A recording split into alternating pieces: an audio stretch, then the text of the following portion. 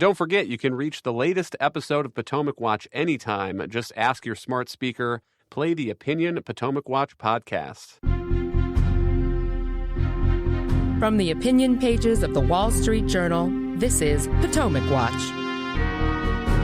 Welcome back. Kim, what about the rest of the policy that he talked about? Again, I think there was some repeating of what he's already called for, bills to address what Democrats say is voter suppression and so forth, bills that, by the way, are not going to pass. One thing that I think was interesting that at least I had not heard before is this mortgage relief credit. This is what the White House fact sheet says he wants for 2 years only, a credit to give middle-class first-time home buyers an annual tax credit of $5,000 a year. Again, I don't think that would pass, and I don't understand the economic logic behind that, but at least it's something that I hadn't heard the president argue for yet. And then he really went there. He talked about the Snickers bars. He said the word shrinkflation.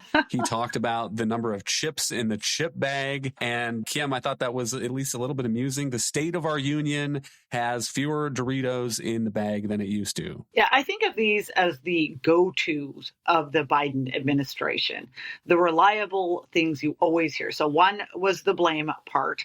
If you don't like everything that's going on in the economy, you can blame corporations for it. And just one way you can blame them for it is that they're giving you fewer Snickers and fewer potato chips in your bag. And it's meant to be guilt by association and leave voters and listeners with the view that anything that's going on in the economy is somehow the fault of the private sector, which is greedy and doesn't care about them. Of course, the economic explanations for why we are where we are and whether or not there are indeed fewer potato chips in your bag has to do with inflation that was inspired by Biden's spending and out of control Fed policy and the costs that have come back to hit businesses, including higher wages that they've needed to keep people working and how they've ended up having to go about still turning some sort of marginal profit in those days. But this was a speech designed to make people think that anything that's going on out there was the fault of other greedy actors, not government.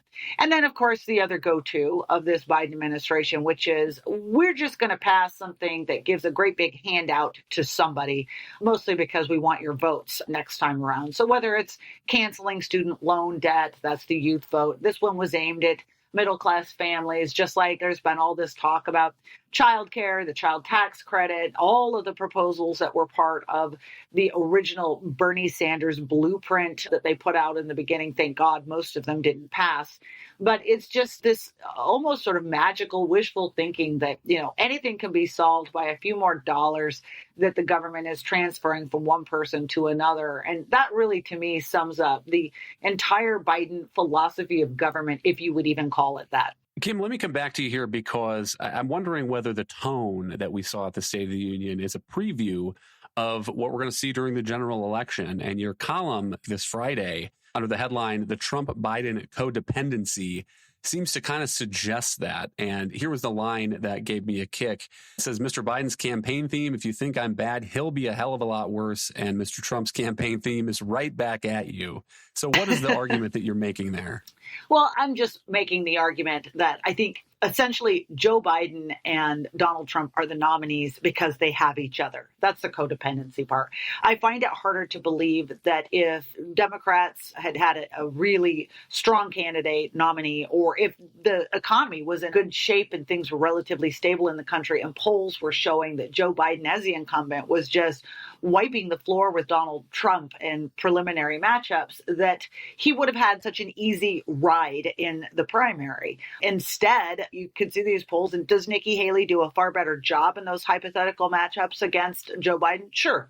But is Donald Trump still winning in some of them? Yeah. And I think that gave license to Republican voters to not have to think hard about who they were choosing, or as hard, and also to kind of indulge in the thought of how great it would be if Donald Trump in particular came back and beat Joe Biden. And I think it's the other way around. Look, I think that if Republicans had nominated some amazing younger candidate that really was beating Joe Biden by 15 or 20 points in some of these hypothetical matchups, that the party would have been compelled to have pushed him out sooner and demanded a new nominee. But because it's Donald Trump and he has a lot of liabilities and he can always mess stuff up and the polls are still pretty close. They've decided that he's still a better bet than some messy intra-party fight over getting rid of him. But the reality is because these guys are basically both so unpopular, this is what the race is going to be. No one's going to bother to look ahead at a next agenda. Look at the State of the Union last night. There was nothing about a second-term Biden agenda. It's all going to be relitigating the past, and it's all going to be suggesting that the other guy's worse than the other. But it does set up what looks like it could be a remarkable general election and maybe a historic opening for third parties. And the news on Friday, this is from Politico, the centrist political organization No Labels voted on Friday to move forward with its presidential ticket, according to a virtual meeting the group held with its delegates. And the No Labels group has acknowledged that it does not currently have a candidate. Some of those candidates seem to have taken themselves out of the running in recent days. Nikki Haley says she has no interest in running on the No Labels line, maybe because she wants to preserve a future for herself running again on the Republican line. Joe Manchin seems to have said he's not running for election. And so it's not clear whether No Labels will find somebody. And to Kim's point about having an election that is not about the future of the country and policies and so forth, even if you end up with a bipartisan ticket with some sort of moderate Republican and moderate Democrat who are running as president and vice president under No Labels, what are they going to agree on? What is their agenda going to be? That's been one of the mysteries of this whole No Labels effort from the start. On the other hand, even if they don't find a ticket, we have Robert F. Kennedy Jr. out there. And so, Kate, that is one reason that I think this is one of the most fascinating and potentially hard to handicap elections that we've seen in a long time. It is fascinating, and you can understand why No Labels is considering getting in the game, because usually third-party candidates are spoilers, and No Labels has said they don't want to run a spoiler, but there appear to be more voters who are up for grabs than is typical in presidential election. And so I think a lot of it would depend, to your point, on the quality of candidate they could attract. And that is also, it would depend who the candidate is on who the candidate would take more votes from, whether it be Biden or Trump. To your point about RFK being in the race, I think it's pretty obvious he's going to pull more votes from Donald Trump because of his views on COVID and other subjects, and perhaps not take as many from Biden. So it is a much more volatile race if No Labels can manage to come up with a top flight candidate. But that is just harder to do than it may initially seem.